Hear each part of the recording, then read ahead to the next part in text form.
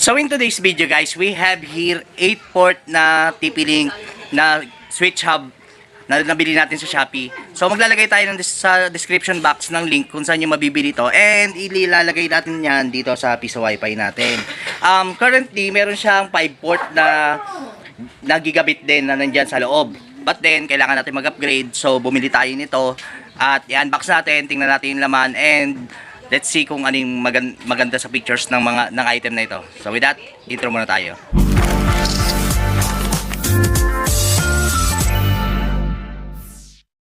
So guys, ayan, meron siyang 8-port gigabit switch. And tawag dito TL-SG108 ang model, ang brand ay TP-Link. And we have here plug and play lang siya guys, hindi siya yung manageable. And it has loop prevention and metal housing and green technology, traffic prioritization, and multicast optimization. So yun lang naman.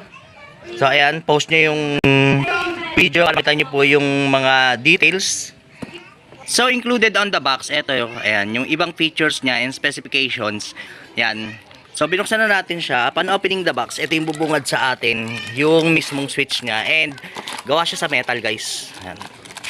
Pitin nga muna natin. Wait lang. Buksan natin. Ang hirap pag-vlog ng isang kamay lang. Yan.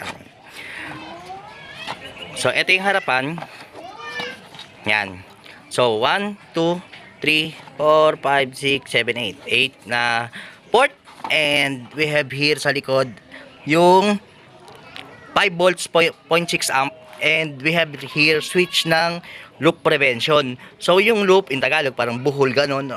Kung i-on mo or i-off mo. So, sa piso wifi natin to gagamitin. Guys, inform me or inform others kung ano much better. Nagtanong na rin ako sa group kung ano mas maganda eh.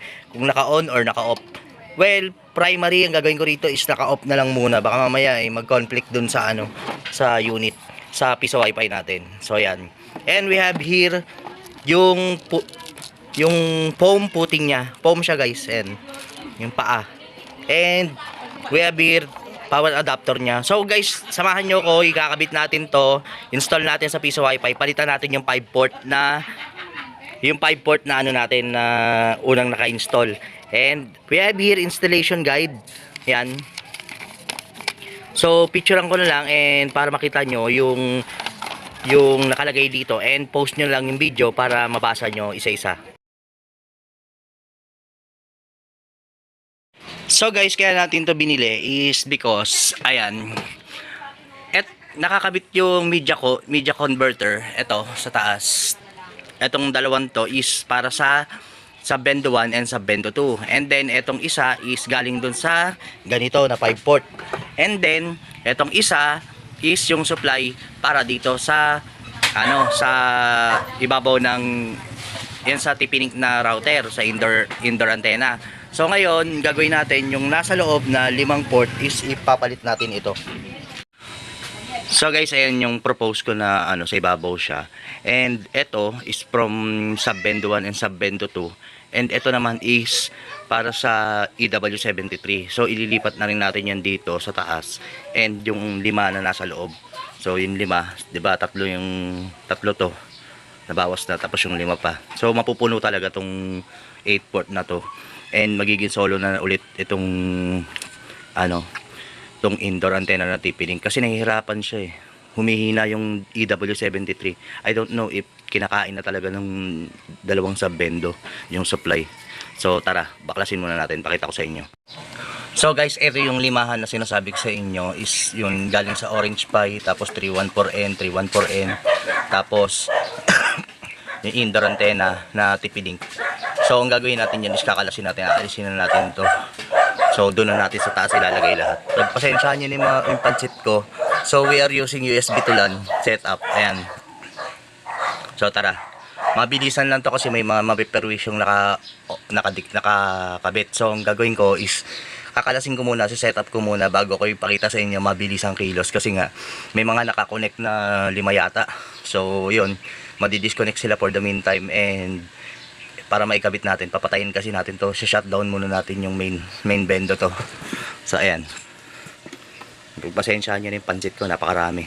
So ayan na guys, natanggal na yung 5 dito na TP-Link. Ito Ayan, limahan siya.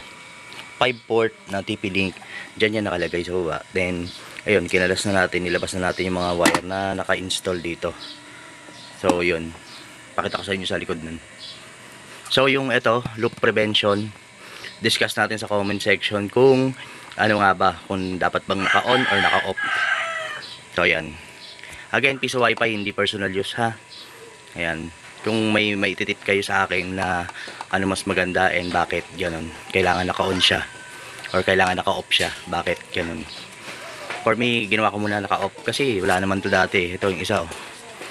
Wala namang naka, ano to on na loop prevention. So guys, ayan na siya. 8 piraso na naka-install sa unit. Ayan, medyo magulo. Lagay na lang natin sa dyan sa dito sa side ng ano na ayan. Diyan lahat yung nakakabit. Inisa-isa ko lang sa inyo. And ayan. Dami pansit, no? Magpasensyaan nyo na. Basta gumagana, importante. Ayan. Hindi lang naman akong technician na ganyan eh. Tapos ayan.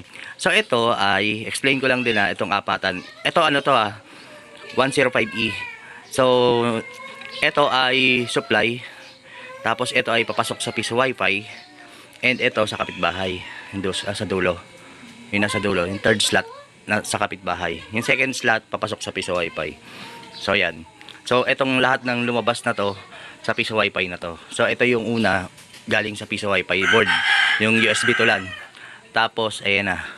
Yung TP-Link ay ano 314N, tapos sa Bendo 1, sa Bendo 2, tapos yung EW73, tapos 314N, 314N, 314N. So ayan. Ay 314N. Ito pala yung ano, dito indoor antenna.